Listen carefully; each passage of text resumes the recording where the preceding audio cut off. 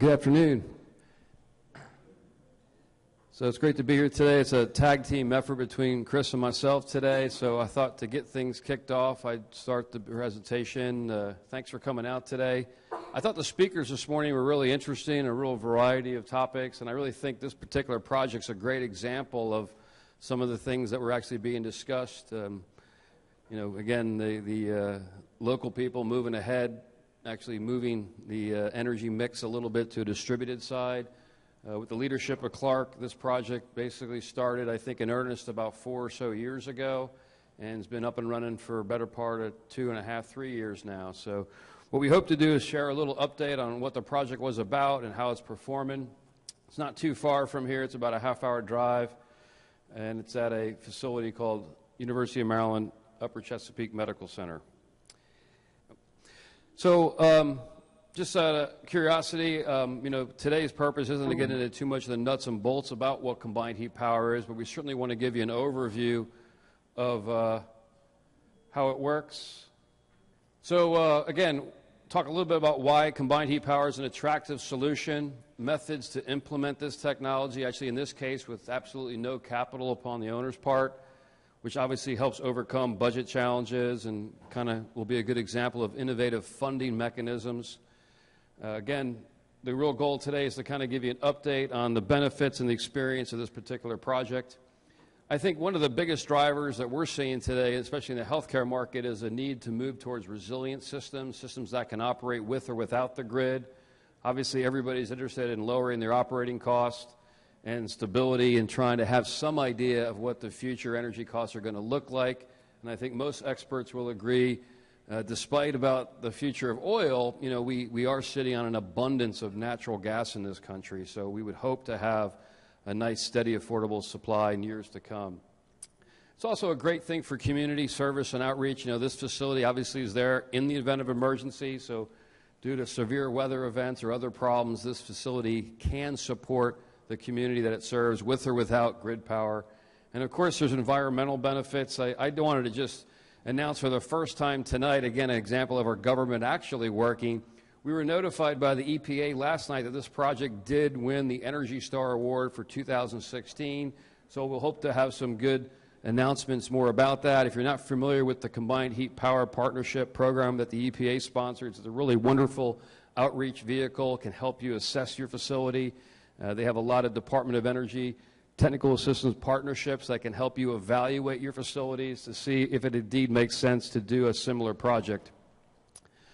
This is actually an EPA slide. So again, the moving of the cheese from a traditional facility that might have at best 50% energy efficiency, by utilizing combined heat power, you can move that easily to 75%. I think in the case of Upper Chesapeake, they're actually exceeding that because of their design technique. Other thing, too, people always ask is, does it make sense where I live? And the answer is usually it depends. But I think the EPA, again, has done a great job of giving you some bullet points here about whether it makes sense. Obviously, the ideal facility is a place that's paying fairly high prices for electricity. So the EPA is basically saying, 7 cents or greater is probably a good opportunity due to the fact that natural gas is so affordable. Obviously, the number of operating hours is a big driver. A facility like an office building that might be 40 hours a week versus a hospital that's 24/7 creates a much different picture for energy savings. This is a schematic of what we spend a lot of time doing in educating people, is trying to help them understand that today, no matter what the prime mover is or the electrical device that's making the electricity on site, there's a variety of ways to capture the waste heat. Some people aren't familiar with modern absorption technology, but basically, in this case, we're basically showing tailpipe exhaust as well as hot water going directly into what we'd refer to as a multi-energy absorber. Our government, again, is doing good work. The VA hospital systems across the country are implementing a lot of CHP, mostly due to trying to save federal funds to operate these facilities and care for our vets. These are just 2 recent examples in this year alone that people have applied. In one case, reciprocating technology.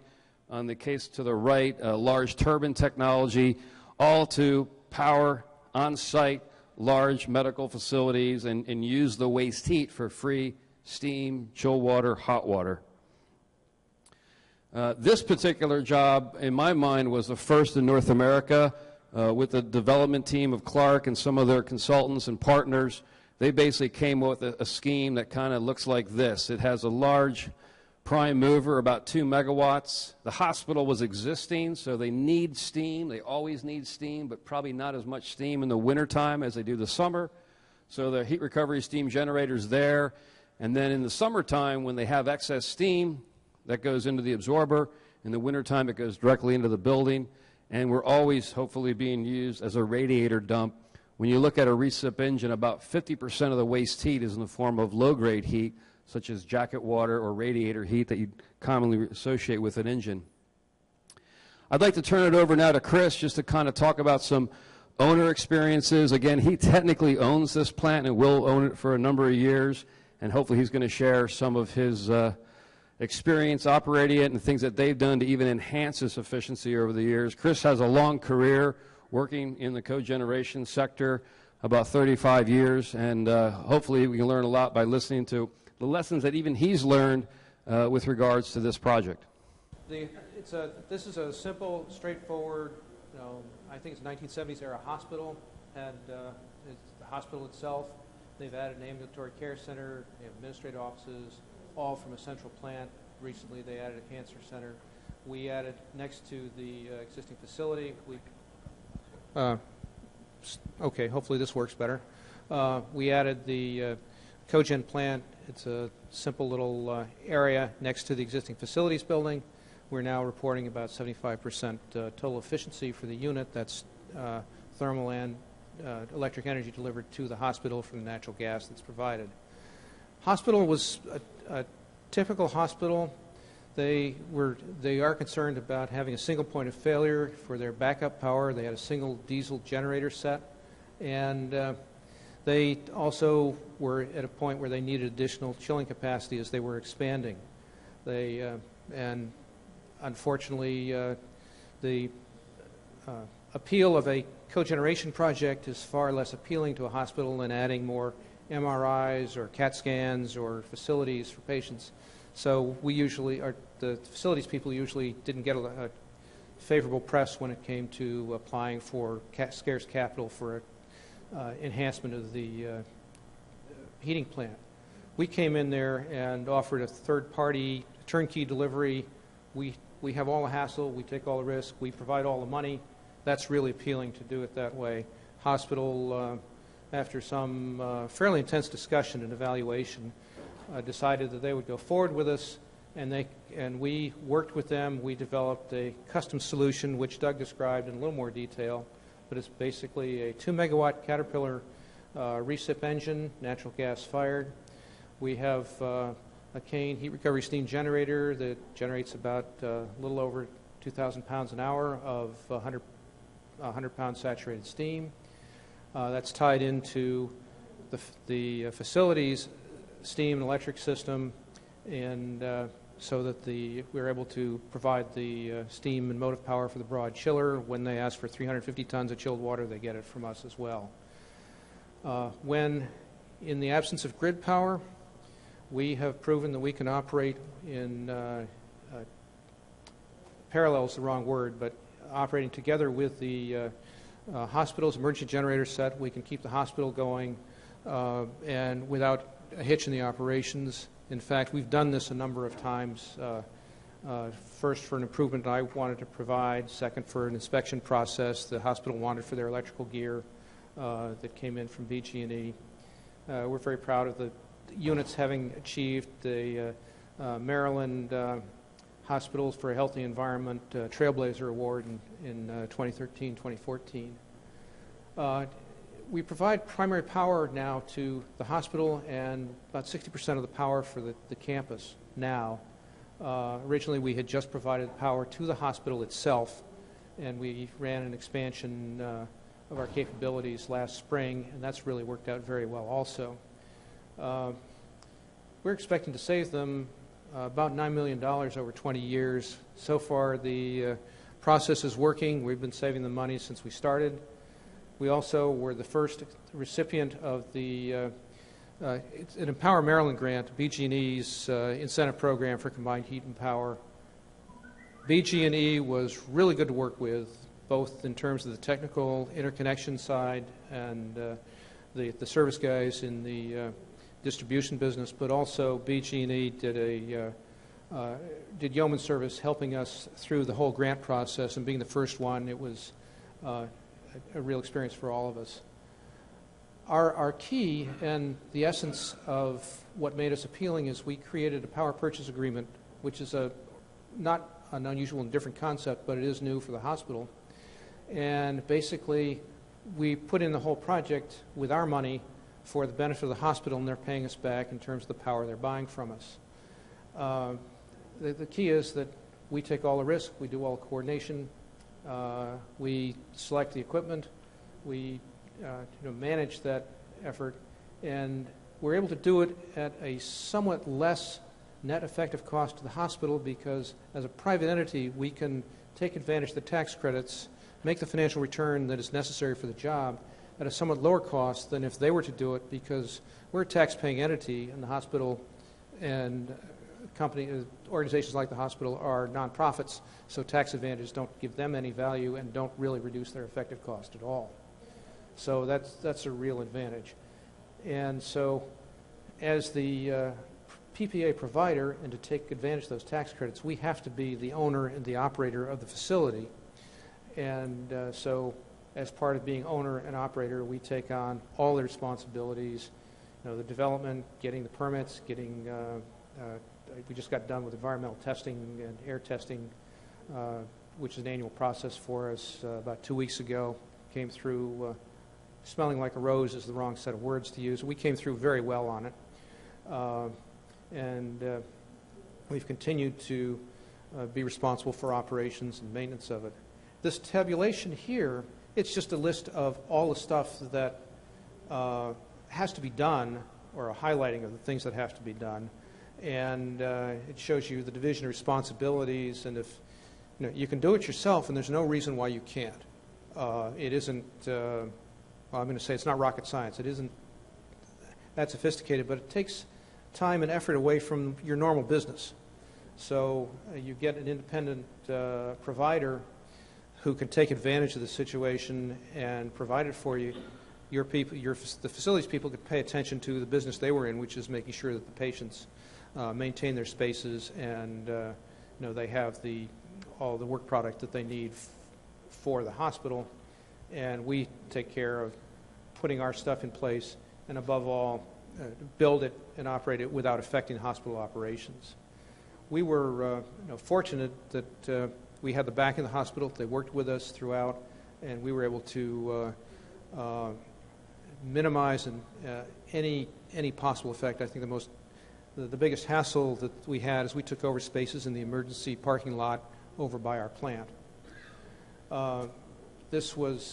We've also, in terms of operating now for 2 years, going into our 3rd year, we've been able to demonstrate the hospital that they've avoided substantial expenses in terms of getting free chilled water from the broad chiller whenever they need it or whenever it's appropriate. And in fact, they use that instead of the more expensive electric chillers, since they have to pay for the electric power coming off the grid for a lot of their chiller capacity. We've had uptime of 90%, and it's going to go higher as we get through our aggregate first-year operating problems, and the weighted average gets higher. It's running stably and running well. We've met our financial expectations, which is kind of important for us as developers, but also for the hospital as the recipient of the project. I touched briefly on, we expanded the hospital recently to allow the unit to serve the load of the entire campus. When we developed and installed the plant, we had a 2 megawatt unit, which is what everyone agreed was the size that we wanted, but the hospital's demand was on the order of 1,230, 1,250 kilowatts on the average for the year. So we had a lot of excess capacity that we weren't able to use to provide power to the hospital. We were able to make a fairly minor modification to the systems that run the cogen plant, and we were able to expand the output of the system, so we're supplying the whole campus, which has the load of from like 2,000, a little over 2,000 kilowatts to 3,500, 4,000 kilowatts. So now we're able to operate at full load or close to full load for the entire year, as opposed to about 65, 70% load. We've also, as the one who has daily relationships with the hospital, I think that we really have got a happy host, and we have, as I mentioned earlier, we have operated our system to allow the hospital to operate in island mode 2 or 3 times. It's a controlled condition, but we can do it, and we're quite comfortable doing it. It's one of those things where it takes some serious thought to go forward, and our big issue is when we come back into service to make sure we're adding load so that we don't overload the response time of the genset. And so that's a manual operation, which we knew going in. We wanted to highlight some of the lessons that we've learned. This for us at Clark is our first combined heat and power project.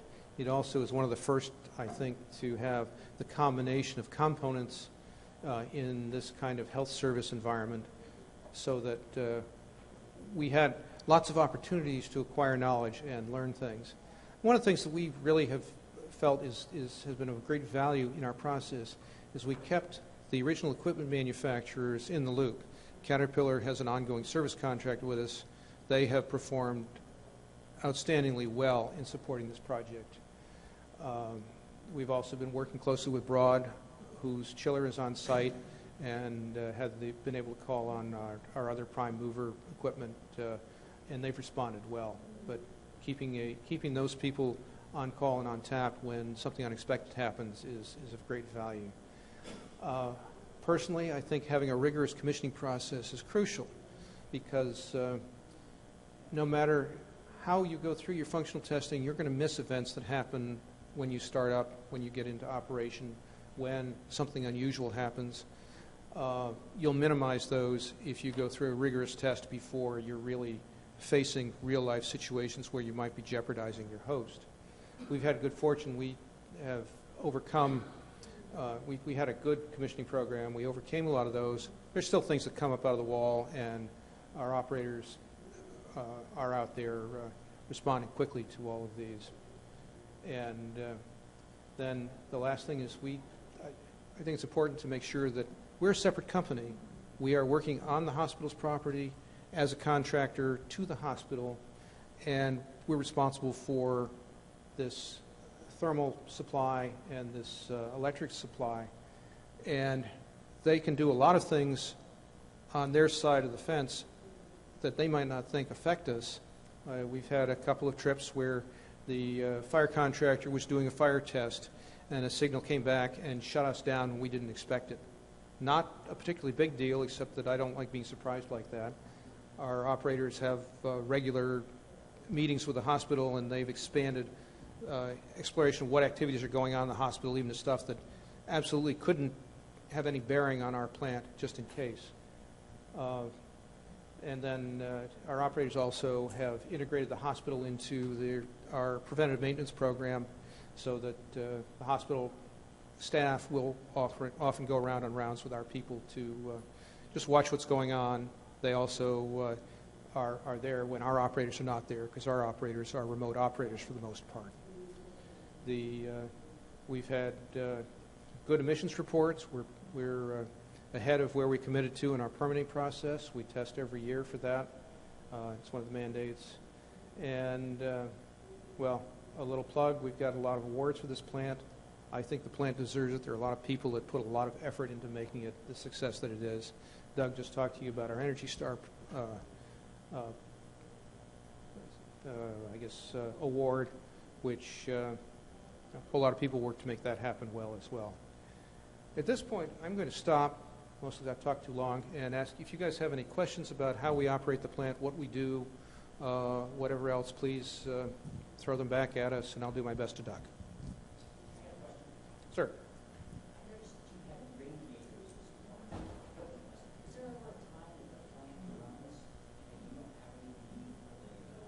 For the radiators?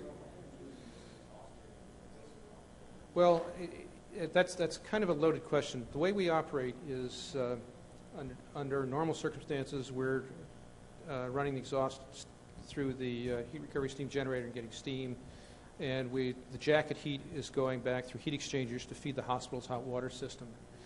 When it's a rare time, we've had the good fortune that the hospital has used all of our thermal energy, and almost all of it, without any rejection. The system design is designed so that in the event that the hospital doesn't need the thermal energy, but the genset they still want the genset power, then we can exhaust the full heat content of the radiators to the environment, their air-cooled radiators. We also have the flexibility. We can bypass the heat recovery steam generator if, for any reason, we don't, maybe it's down, maybe it's out of service. It's happened a couple of times. We can bypass it, still maintain the electric service. It's primarily an electric service. In fact, it's an electric service contract. We basically bill them once a month for the power delivered. They pay us, and at the end of the year, we match up against our contract obligations and have a true-up. It's the most painless billing process I've ever been through. It works out very well. One thing, too, when you're looking at a combined heat power project, obviously, the goal is to recover north of as much as you can of the waste heat. There's actually rules that say you have to recover north of 60-70%. In my mind, from a design philosophy, it's always good to have belts and suspenders. When you look at a big prime mover like an engine, that thing can generate heat fairly quickly, and while it's easy to spill exhaust gas, you still have to worry about keeping that radiator block cool. To me, it's always good to have multiple sources for heat sinks. Obviously, the first one should be putting that energy back into the building in the form of cold water or hot water, but that's why usually most projects will have some method of dumping, at least in the case of a recip, the radiator heat, either through a cooling tower or dump radiators, whatever is most economical for the project.